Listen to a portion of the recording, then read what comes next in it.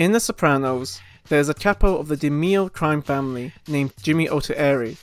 He gets along well with Tony Soprano and the other capos, but then he gets busted by the FBI for gun charges during an illegal card game. He's away for a bit, then suddenly shows up at Tony's home, and once in the basement he immediately talks about business, and Tony starts to find his behaviour very sus, and proceeds to give Jimmy nothing in the basement.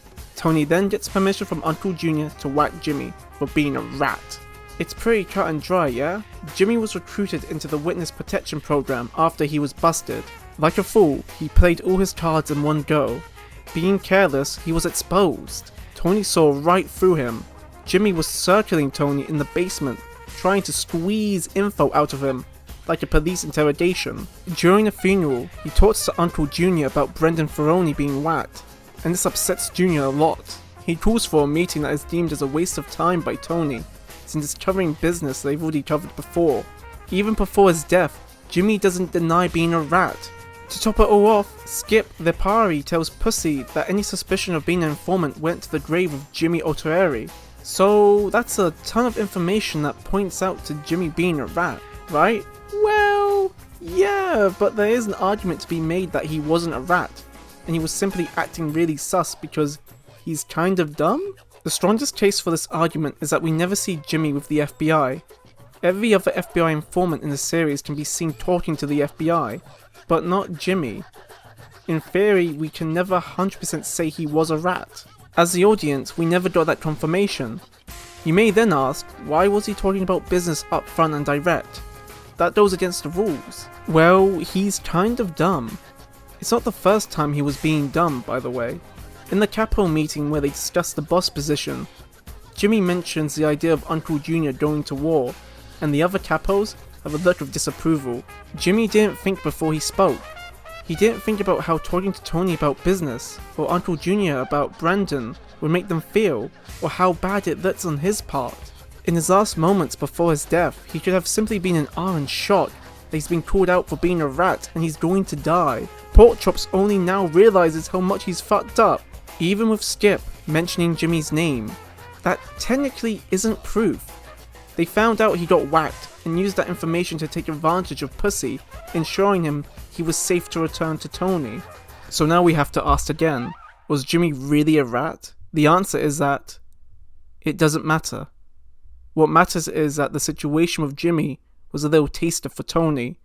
A taster of being in charge. In The Sopranos, being the boss is like a double-edged sword.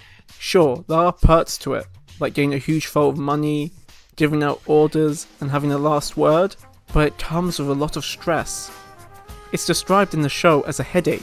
Listening to the subordinates fighting over what's theirs, sit-downs, arguments within the family, suspicions of betrayal, following the rules and the pressure to act. In my opinion, that's the point. I believe that the great David Chase intentionally didn't give us a scene that gave the confirmation that Jimmy was working with the FBI. He wanted us to be in Tony's shoes. The moment after Tony and Jimmy had their discussion in the basement, Tony is freaking out. He's going berserk. He's screaming at Sil and Paulie. He is pressured into making a decision. He informs Uncle Junior and he gets the okay to whack him. Perhaps the consequences of whacking Jimmy were minimal, but later in the series, Tony has to make other decisions, to act or not to act, which leads to serious consequences. Look what happened to Vito. And give me some of them Jimmy Deans. Our sausages are made in-house. You got it. It's kind of ironic how in the show, being a mob boss is deemed as a good thing, a great thing, a position of power, but it also displays the cruel reality that it eats away at you. Throughout the series, you see Tony being drained of life from being the boss of the family. It's honestly depressing.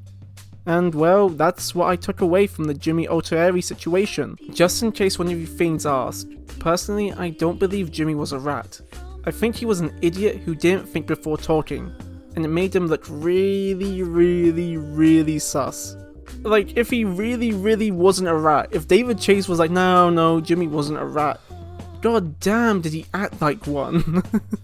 But now fiends, I want to ask you, do you think Jimmy Altieri was a rat?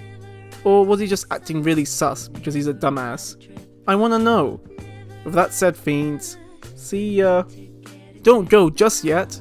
It's bonus Gabagool time. Hello there, Mr. Tony, a fellow criminal. It is I, Jimmy, another criminal. As fellow criminals, let's talk about crimes we took part in, even though we both know that it's against the rules to talk about business. Haha! Rats. Why don't you call for help in your radio mic, you fucking fuck? Piece of deal. Rats.